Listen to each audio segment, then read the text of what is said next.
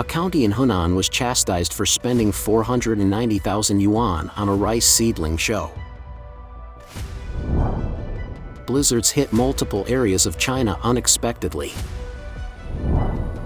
The CCP plans to build a big power plant on the Yellow River's upper reaches.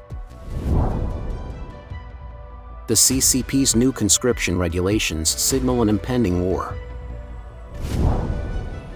Corruption at its worst, the head of an education bureau embezzled 300 million yuan and slept with 103 female teachers, 2 principals, and 18 students.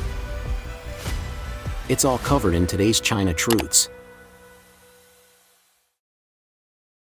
A county in Hunan was chastised for spending 490,000 yuan on a rice seedling show. A county in Hunan province recently organized 200 civil servants from various government agencies to plant 2 acres of rice seedlings in 3 days at a cost of 490,000 yuan. This initiative has come under scrutiny from netizens who believe that public funds have been misused. Despite official rebuttals, the controversy surrounding the event has not died down. On May 8, mainland China's major online platforms removed relevant news and articles, but some have since been reposted. According to some photos shared online, the 2-acre farmland was decorated with colorful flags and department entry signs such as Comprehensive Administrative Law Enforcement Team, Party Construction Office, Party and Government Comprehensive Office, Financial Office, Economic Development Board, and Government Service Center. It has been reported that several other units have organized similar initiatives to support agriculture, with civil servants rolling up their sleeves and trousers and donning uniform clothing while planting rice seedlings. According to online information, the event cost 490,000 yuan, including expenses for chartered cars, tea and meals, accommodation, subsidies for going to the countryside, billboard materials, photography and video recording, high-altitude balloons, stage construction, and other items. While some have praised the civil servants for supporting farmers, others have criticized the cost and called for more transparency and accountability. On May 6, Hunan officials refuted the rumors, stating that the pictures and farming activities were from the Farming Folk Culture Festival held in Huitang Town, Ningxiang, Hunan. And on the evening of the same day, the Huitang Township government responded to inquiries from Lu Media, stating that the town had indeed held the festival, which had incurred tens of thousands of yuan in normal expenses for billboard materials, high-altitude balloons, and stage construction. The government denied the claims that the event had used 490,000 yuan of public funds. Despite this, netizens remained unconvinced and called for greater transparency and accountability regarding the alleged farming activities and the costs associated with them. One netizen argued that the reported expenses for items such as corporate sponsorships, subsidies, wages, allowances, and meal expenses should be taken into account. Another netizen pointed out that if each of the 200 cadres received a salary of 500 yuan per day, the total expenses for the 3-day event would be around 300,000 yuan. The controversy surrounding the alleged misuse of public funds in the name of agricultural assistance and cultural festivals has yet to be resolved. Blizzards hit multiple areas of China unexpectedly. In recent years, China has experienced abnormal weather patterns, with snowstorms occurring during the summer months. This year, as summer approaches, blizzards were reported in various locations in Qinghai and Xinjiang.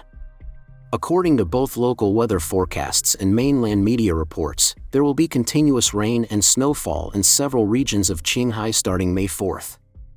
Moreover, heavy snowfall is expected in certain areas. On the evening of May 6, a sudden blizzard hit Madua County, Guoluo Prefecture, Tibetan Autonomous Prefecture, and Qinghai Province, causing severe snow and ice buildup on local roads.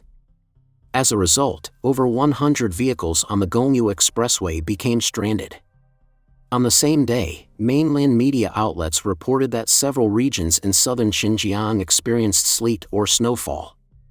This included Korla City, Hejing County, Yinqi County, Heshua County, and Yuli County, with the temperature dropping below 0 degrees Celsius. Of note, the Korla Meteorological Bureau recorded May snow for the first time since its establishment in 1961. Multiple videos circulating on the internet show the heavy snowfall experienced in the Korla region. The city squares, orchards, and agricultural lands are now covered with thick snow and ice, posing a significant threat to fruit trees and crops. Moreover, at the end of April this year, Gansu, Ningxia, Inner Mongolia, Shaanxi, Hunan, Hubei, and other regions also experienced snow or rain-to-snow conversion. Many areas in Shaanxi even saw blizzards and heavy snowfalls, with snow depths exceeding 10 centimeters. On the morning of April 21st, farmers in Shaanxi Zuiyuan sought assistance from authorities after reporting a snow depth of 24 centimeters, while those in Youyu reported a depth of 23 centimeters, breaking local records for the deepest snow in April. Similarly, last year, on May 14th, just 1 week after the beginning of summer, many regions, including Huangamba Scenic Area, Qingkou, and Chongqing, experienced snowfall and a sudden temperature drop. On May 22, 2021, Heilongjiang's Daxing-Anling area received heavy snowfall, with temperatures dropping below 0 degrees Celsius, damaging vegetable gardens that had just started to bud. In late July and early August of 2020, Beijing, Shanghai, Qinghai, and other areas experienced June snow, which caused widespread concern among netizens. Many interpreted this unexpected weather as a bad omen, expressing their anxiety and frustration on social media. Snow in June. There must be strange grievances. When the country is about to perish, evildoers will be born. The people will live in dire straits. There are visions in the sky, and the CCP is exhausted. The CCP plans to build a big power plant on the Yellow River's upper reaches. The Haishangxia Water Conservancy Project, situated at the confluence of Gansu Province and Ningxia Autonomous Region, has announced the construction of the Daliashu hydropower plant, boasting a combined capacity of 2.6 million kilowatts. The project is a critical part of the westward extension of the CCP's south-to-north water diversion project, as reported by the South China Morning Post on May 8. According to the CCP's plan, once the south-to-north water diversion project is completed, the Yangtze River can transport hundreds of thousands of cubic meters of water to North China annually. However, the move has elicited concerns about the displacement of residents and the resulting ecological damage. The construction of the power plant, whose total installed capacity is barely 1/10 that of the Yangtze River's Three Gorges Dam, would result in the flooding of 6,400 hectares of agricultural land and the evacuation of 73,000 residents. According to reports, 3 towns and 7 villages in the Ningxia Autonomous Region will bear the brunt of the construction. Despite repeated criticisms of the project's drawbacks, China's state-run People's Daily reported that the CCP's relevant units are conducting a feasibility study, citing sources from the Ministry of Water Resources, and that the CCP remains dedicated to constructing a large power plant on the upper reaches of the Yellow River. The local government has welcomed the initiative, citing multiple benefits, including a reliable water supply, the prevention of sedimentation that would lead to an increase in flood risks, and riverbed elevation, not to mention the boost to electricity production. The relevant authorities will swiftly assess the number of people affected, the area of cultivated land, and real estate. Compensations and resettlements will be in accordance with the norms and regulations set by the State Council. In late April, the governments of Gansu Province and Ningxia Autonomous Region issued an order not to accept new investment, development projects, or population settlements at planned construction sites. The CCP is eager to promote investment and economic development, investing heavily in water conservation projects. In 2022, they announced 47 new plans for water conservancy construction, with a total investment of 190 billion yuan, a 44% increase from the previous year and breaking the investment record set in 2021. The CCP's new conscription regulations signal an impending war. As of May 1, the Chinese Communist Party's revised conscription regulations have taken effect, with a clear focus on recruiting college students. The CCP's decision to prioritize college students in its conscription efforts is believed to be an attempt to emulate the U.S. sergeant system, modernizing the military by leveraging technological expertise. Additionally, there are two main points of concern related to the newly revised regulations on conscription work. Firstly, Article 5 guarantees priority for graduates of ordinary colleges and universities, and regular colleges and universities within the administrative area may be directly assigned conscription tasks. Secondly, Article 64 stipulates that, during wartime, retired soldiers may be recruited mainly and added to the original active service units or similar posts.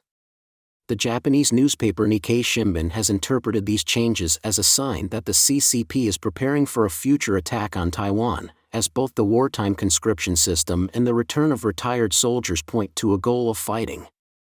However, concerns have been raised about the ability of lower-level sergeants to exercise independent judgment and make decisions in a military where the CCP holds ultimate control. The CCP has been gradually shifting its conscription focus to college students for several years. In 2011, the military service law was revised to allow for a maximum age of 24 for recruits, while restrictions on height, weight, and appearance were relaxed. In 2015, the Ministry of Education required college admission notices to include preferential policies for enlisting in the Army. In 2016, colleges and universities in mainland China established conscription stations uniformly. Most recently, the age limit for postgraduate graduates and current students was extended to 26.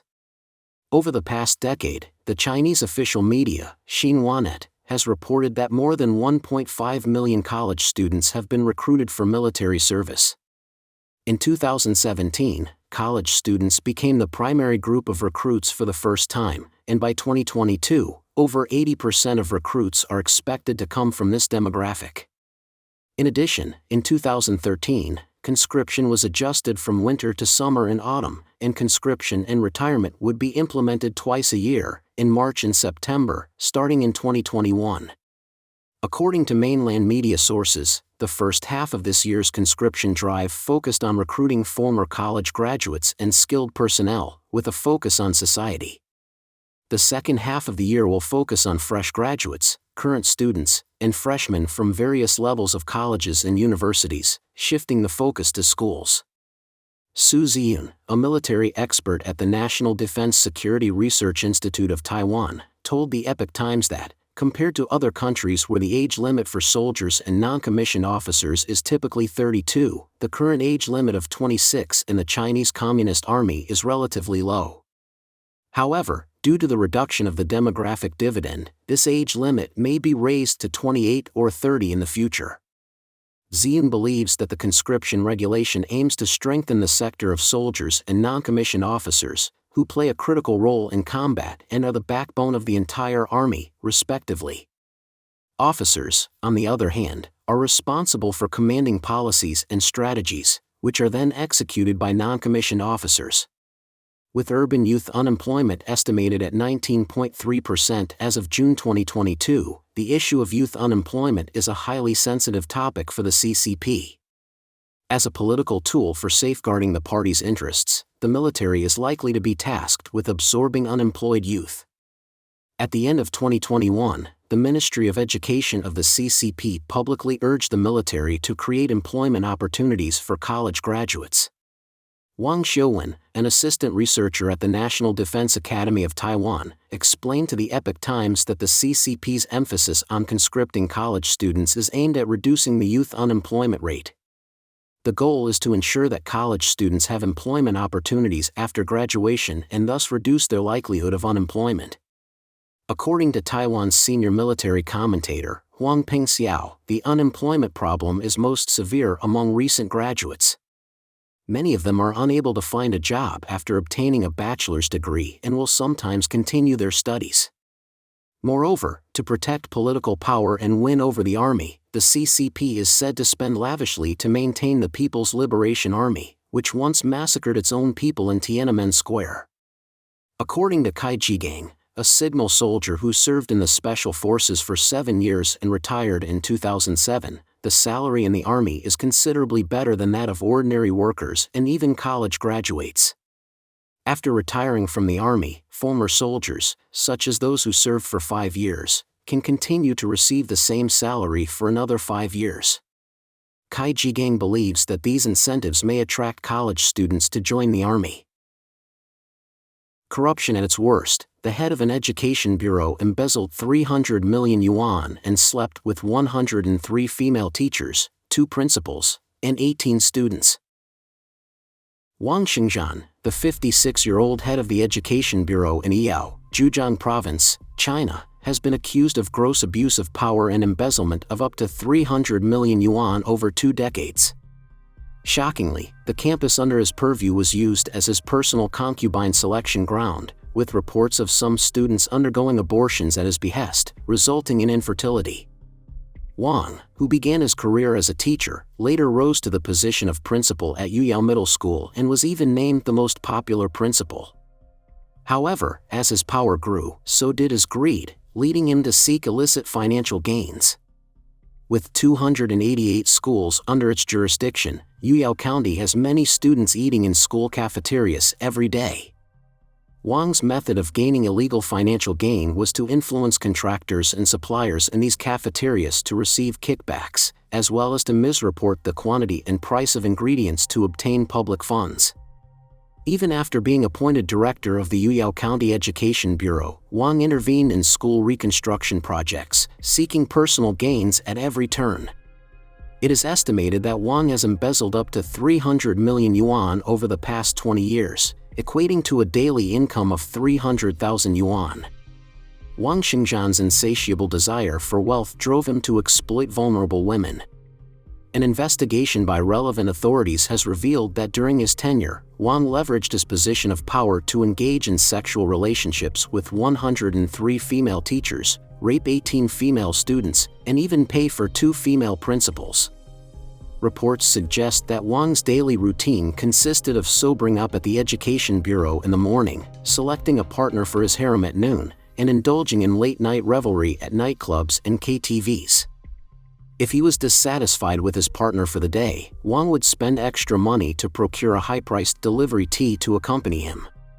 In a particularly disturbing incident, a female student who was sexually assaulted by Wang became unexpectedly pregnant and was coerced by him to take abortion pills. Tragically, the student suffered an accident during the procedure, resulting in lifelong infertility. Despite Wang's attempts to hush up the incident by paying large sums of money, it eventually came to light after numerous reports of substandard meals served to students in Yuyao County. After a thorough investigation, the relevant units directly exposed Wang's corrupt practices. In addition to Wang Xingzhan, who is currently facing investigation, there are 7 other implicated education officials who have also been shot down because of the exposure of their deeds. Don't forget to comment in the section below to share your opinions on today's topic with us. Make sure to like and subscribe to see more interesting topics from China Truths.